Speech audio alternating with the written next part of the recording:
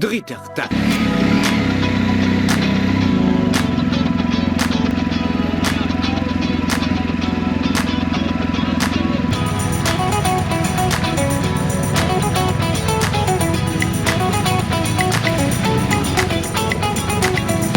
So, dann geht's jetzt los. Wir fahren heute erst einmal in der Viertelzeit.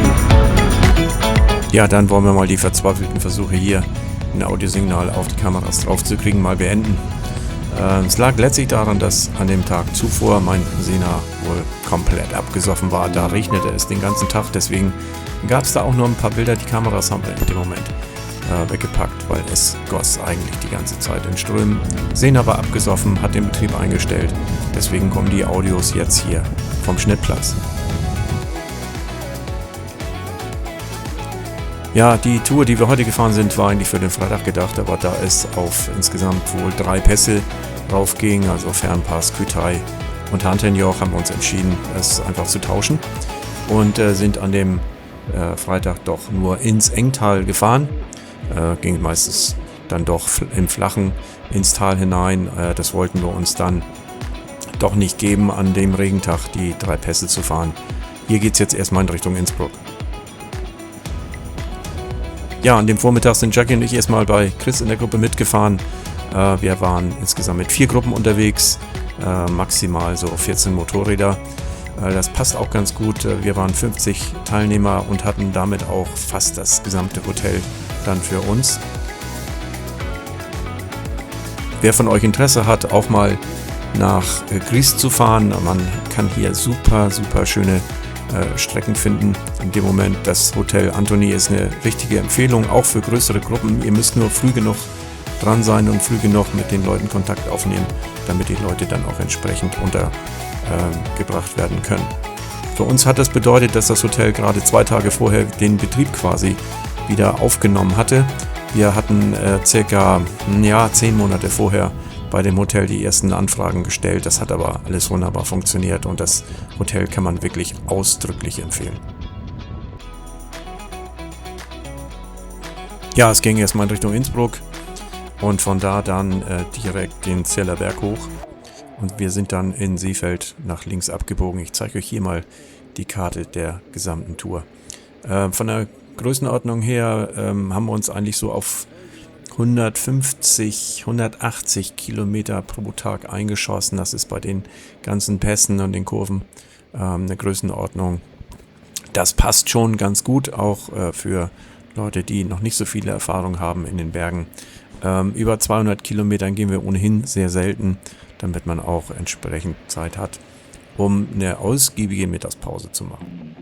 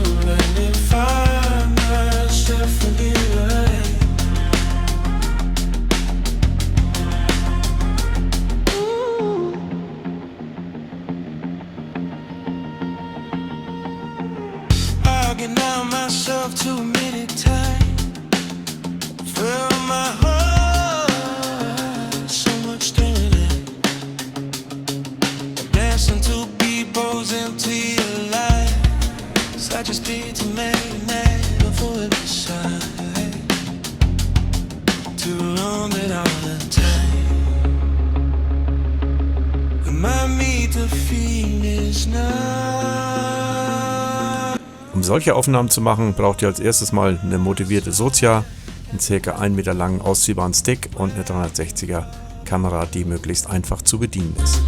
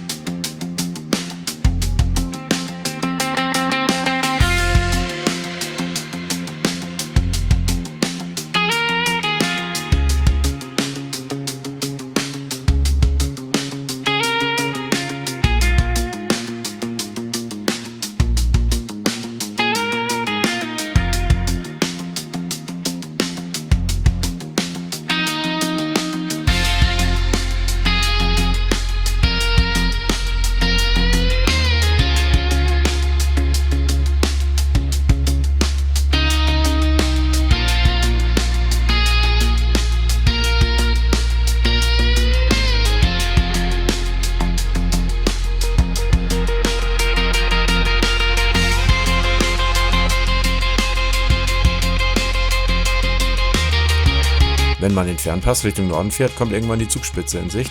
Wir halten auch gleich mal an, um die Gruppe auch wieder einzusammeln und letztlich auch diese Aussicht ein bisschen zu genießen.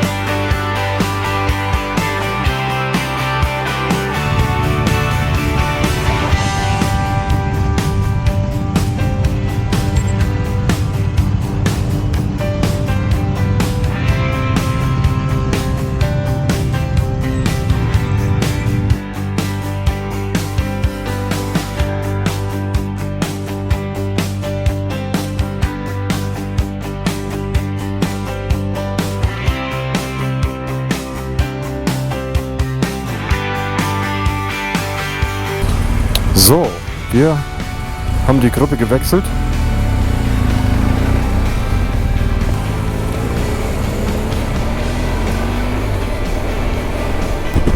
So, das war die Pause.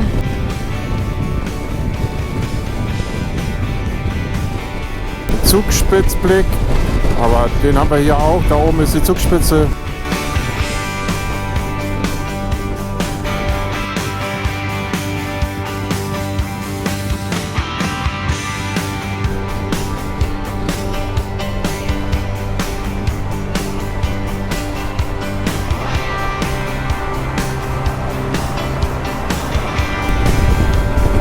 Geht nicht besser.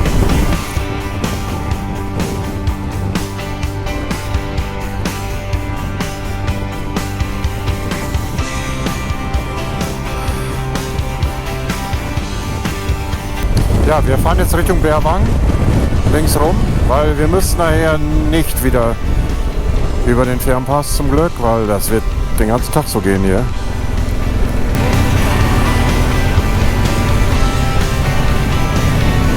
Bichelbach.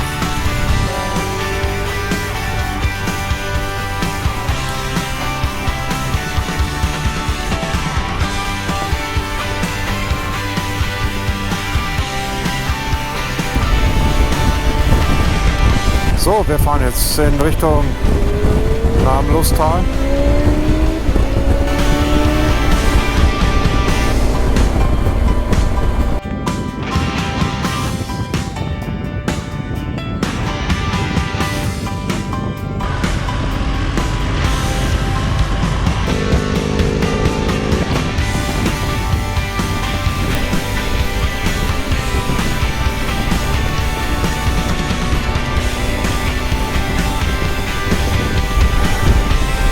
Beerwang ist auch ein Skiwart.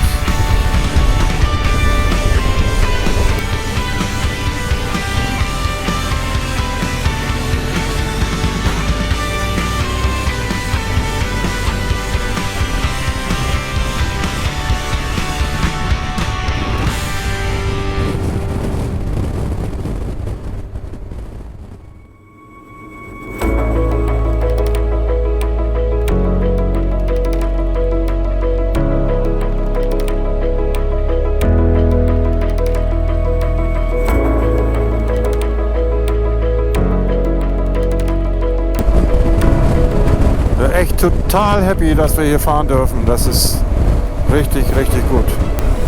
Ah. Schnüffel, Schnüffel, Schnüffel. Hier sind in den Wiesen einfach mehr Kräuter drin. Ja?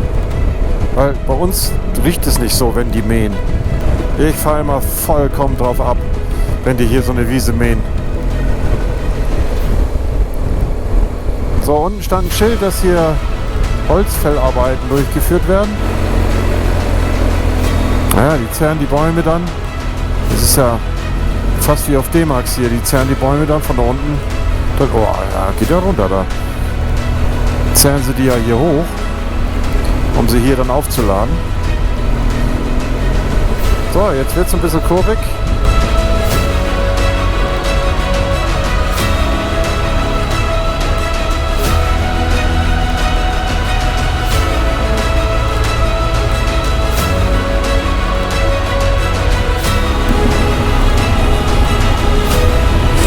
Jackie filmt in der Kurve. Sehr cool.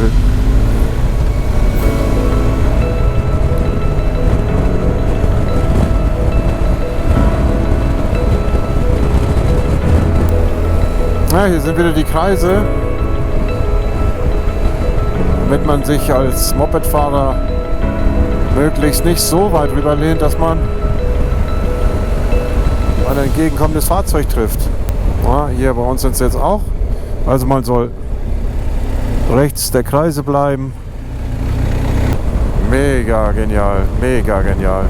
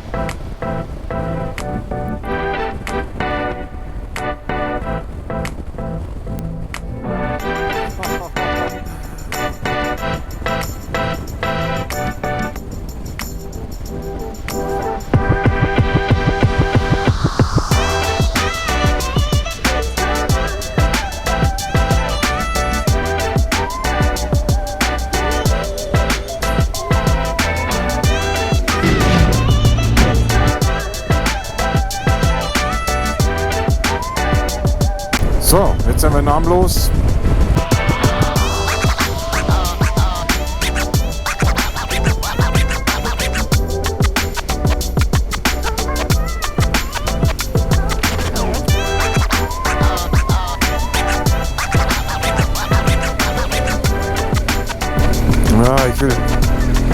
Kollegen hier vorne nicht so dicht drauf fahren, sonst nicht, dass der nervös wird.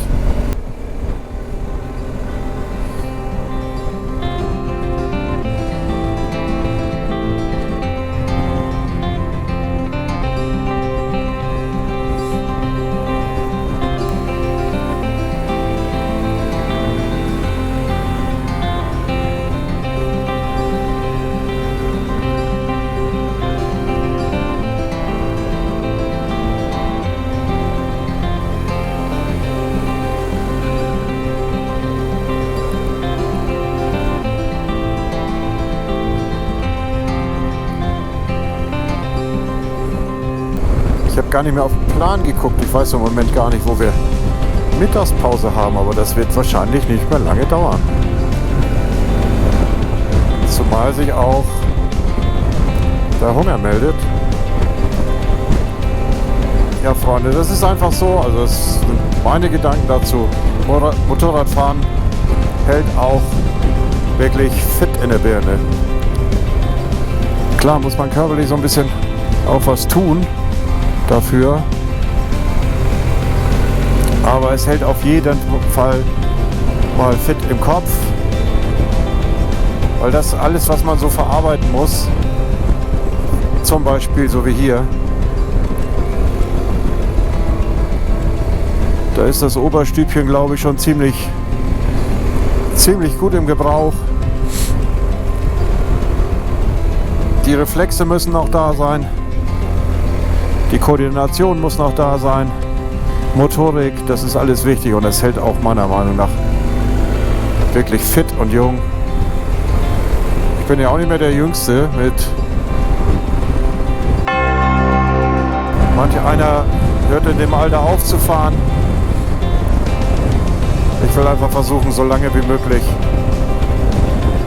das weiterzumachen, weil es einfach mega viel Spaß macht. Da stehen jetzt andere Motorräder, das sind glaube ich aber keine von uns. Oder doch? Ja, doch. Also wir sind an der Pause scheinbar angekommen.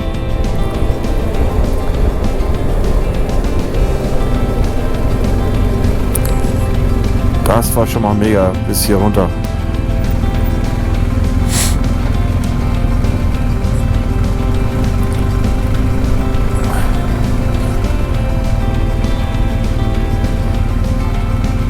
So, man kann es schon sehen, ne? Das Wetter ist heute ein bisschen anders als gestern. Gestern hatten wir nur Regen und wir sind jetzt durchs Namenlostal gefahren. Da hinten rübergekommen. Und ich schalte jetzt mal um, da müsst ihr nicht immer meine Fratze sehen. Wir werden heute entschädigt für das, was wir gestern erlebt haben. Die Tour gestern war sehr schön. Hatte ich ja schon gesagt, aber das Wetter war. Das war gar nichts. Mittagspause hier, jetzt werden wir was bestellen, ein bisschen was essen und ein bisschen was trinken. Dann geht's nachher weiter. So, wer fand das gut? Jo. Jetzt gerade? Ja. Ehrlich? Oh, es war ein bisschen hart an der Grenze zu scheiße. Die Gegend hier, oder was? Ja, auch die Gegend. Ja, die Straße war die befleckt. komischen Steine, die überall rumstehen. Ja. Und dann können die keine geraden Straßen bauen? Vor allen Dingen noch Straßenschäden. Ja. Hast du irgendwo einen Straßenschaden? Nein, gar nicht.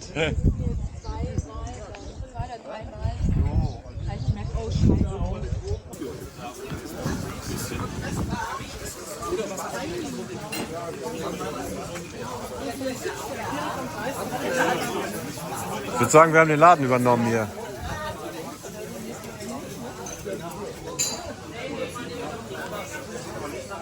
Isst du nix?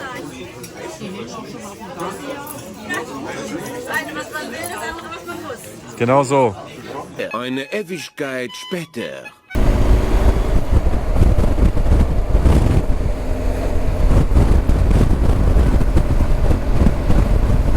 Und das war eine sehr schöne Mittagspause. War sehr lecker, reichhaltige Portionen. Ich zeige euch mal ein bisschen was davon.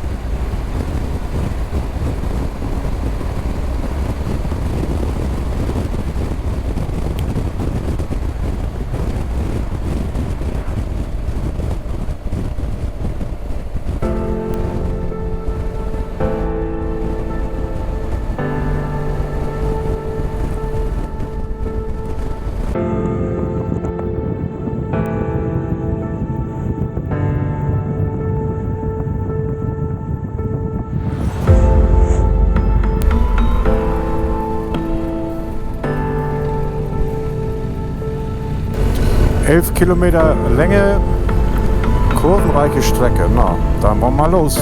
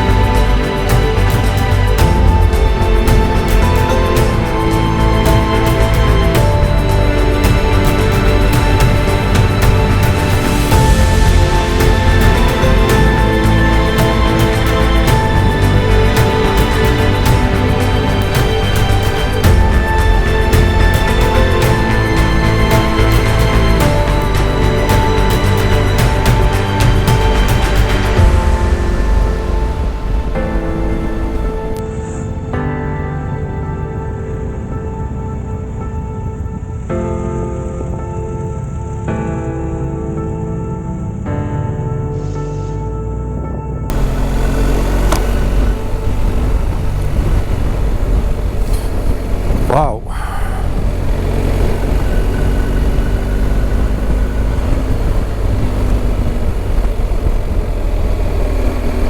Schlaps.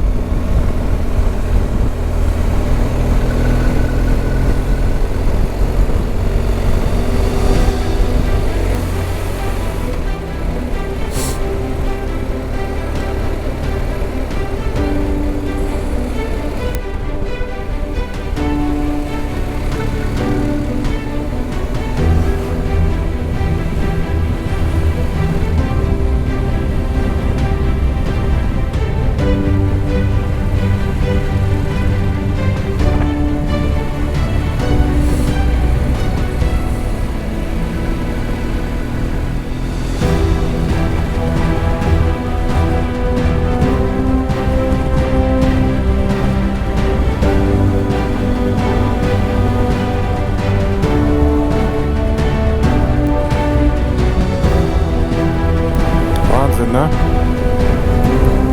Drüben echt ist unglaublich.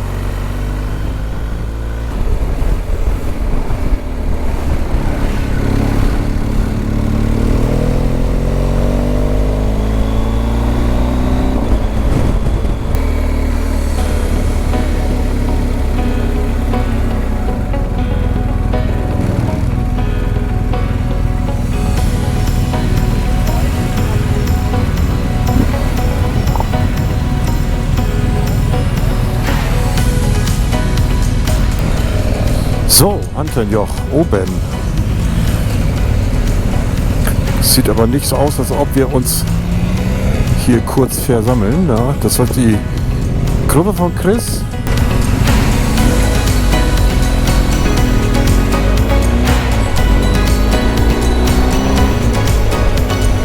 Na gut, dann fahren wir weiter.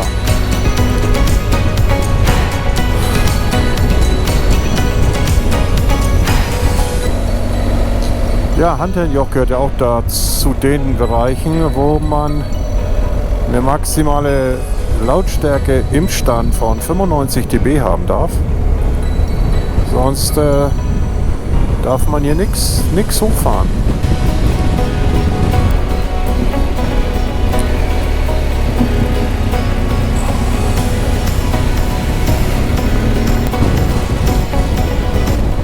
So, jetzt erzähle ich euch mal vom Schneideplatz ein bisschen was über das Hanternjoch, beziehungsweise werden ein bisschen was einblenden. Wie viel kehren, wie lang und so weiter. Wie gesagt, das hätten wir gestern fahren sollen, aber das wäre nix gewesen. Das wäre Stress pur gewesen, das bei Regen zu fahren. Das ist heute viel, viel schöner.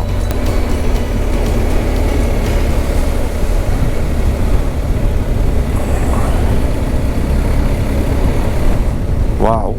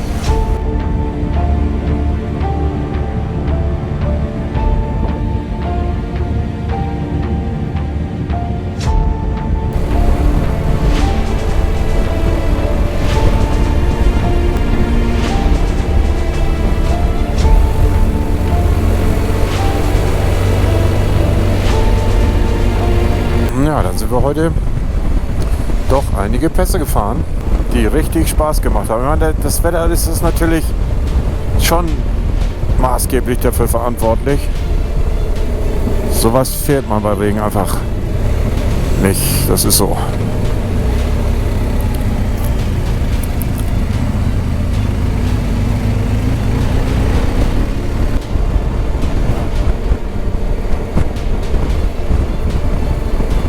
Ich muss gleich mal gucken. Angeblich soll das Ziel nur noch 7 Kilometer weg sein. Das kann ich ja fast nicht glauben.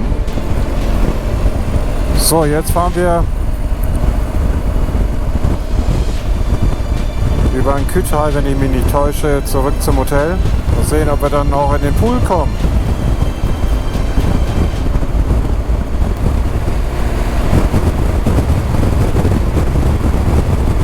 So, jetzt sind wir in Heiming. Muss da mal auf die Karte gucken, wie man... Ich vermute mal, wir fahren da drüben hoch jetzt. Und dann geht's auf den Kütai.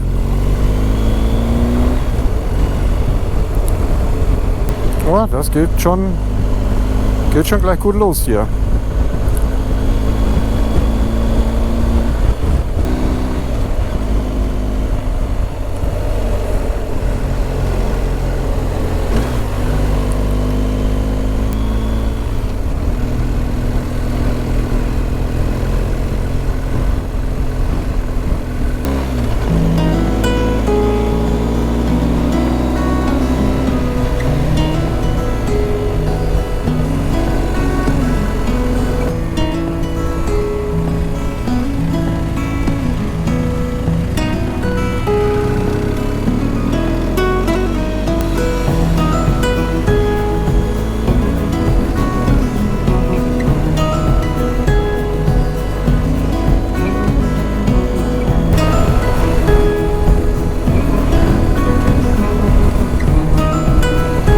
Nett, oder?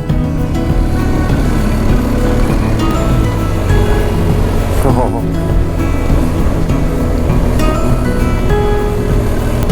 So, das scheint die Passhöhe gewesen zu sein. Heißt, abwärts.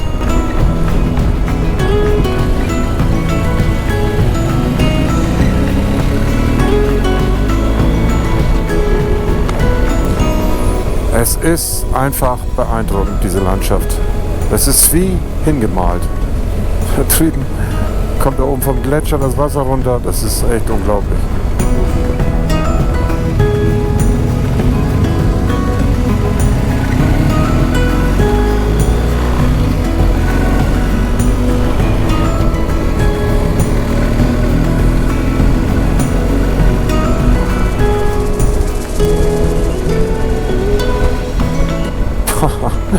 Das ist Bilderbuch hier, das ist echt Bilderbuch. Ich meine, guck dir das mal an hier.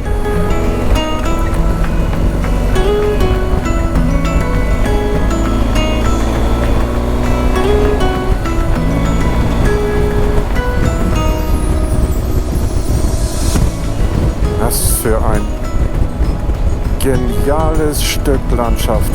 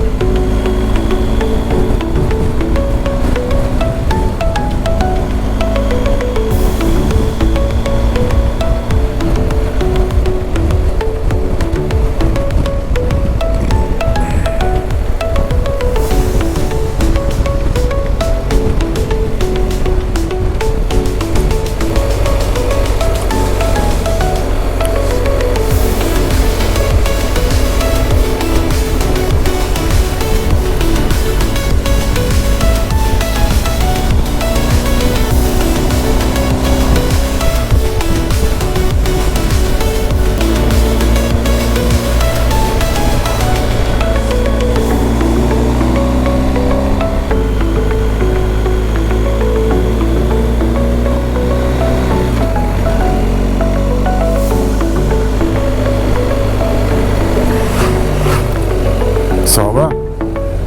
Nett.